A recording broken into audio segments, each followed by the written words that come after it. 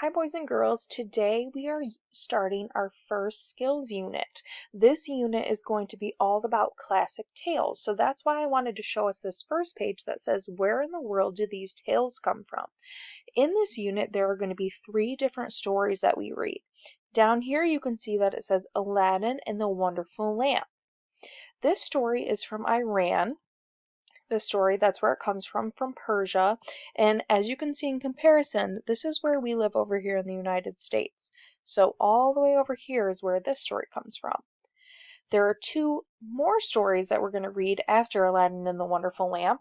The first one is Alice's Adventure in Wonderland, and then the last story we're going to listen to in this unit is The Open Road. And you can see right over here, these stories come from England. So again, here we are. Here's England, and here's Persia. Let's go ahead and get started with our first story. This is chapter 1. It's called Aladdin and the Wonderful Lamps, Part 1. There once was a poor boy whose name was Aladdin. His father was a tailor. When his father died, Aladdin's mother had to work to earn a living. One day, a stranger greeted Aladdin. "Tell me, son," said the stranger, "are you the son of the tailor?" "Yes," said Aladdin. The stranger threw his arms around him. "My dear nephew," he cried, "your father was my brother. Now I learn he is dead. What a shame!" Here's the picture, and at the bottom you can see that it explains what's going on in the picture. It says, "A stranger greeted Aladdin." Who do we think this character is? And who do we think this one is? Aladdin took the man to his mother. She was surprised. Her husband had never spoken of a brother. Even so, she greeted the man kindly. When he promised to help Aladdin become a merchant, she believed him. But the stranger was not Aladdin's uncle. He was a magician from far away North Africa. He had come to Persia in search of a magic lamp. It was said that his lamp would make a man rich. To find the lamp, the magician needed a helper. He was looking for someone who would help without asking any questions. He thought Aladdin was just the right person. The next day the magician came to get Aladdin. "Come with me," he said. "I will introduce you to other merchants." Then he led the boy out into the country.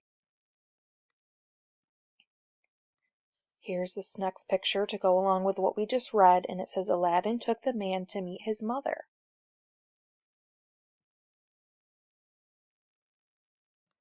The magician led Aladdin up a steep mountain. They climbed for an hour. Then they came to a spot where no flowers grew.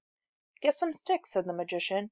"We will make a fire. Then I will show you something amazing." Aladdin did as he was told.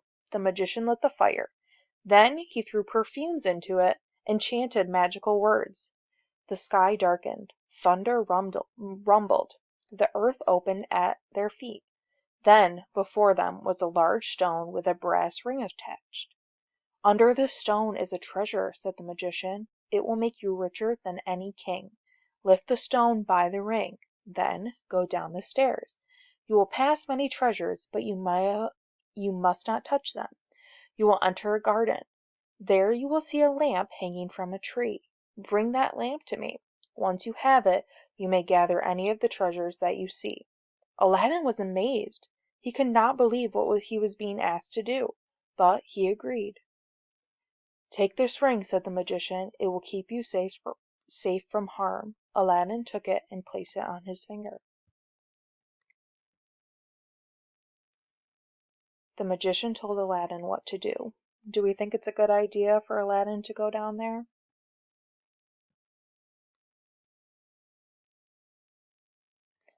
Aladdin lifted the stone. He went down the stairs. He made his way through a hallway of treasures. He was careful not to touch anything. When he found the lamp, he tucked it inside his bag. Then he filled his pockets with all the glittery things he saw. He didn't know they were precious gems. He was thinking, "I will gather these pretty things to play with at home." All those gems weighed Aladdin down. When he came to the top of the staircase, he could not climb out. "Give me a hand, uncle," he cried. "First, give me the lamp," the magician answered. The lamp was buried in the bag Aladdin was carrying. "I cannot reach it now," Aladdin said. "Hand it up to me," said the magician. "But I can't," Aladdin said. The magician grew angry. "The lamp!" he cried, for that was all he cared about. But Aladdin did not want to drop anything. "I will give it to you when I get out," he said. The impatient magician felt he could wait no longer. He chanted a magic spell. The stone rolled back, trapping Aladdin in the black darkness of the cave. Here, this is when the magician is saying, "Give me the lamp," to Aladdin down here. I wonder how he feels being trapped in the dark cave. Okay, so this is the end of part 1 of Aladdin and the Wonderful Lamp. So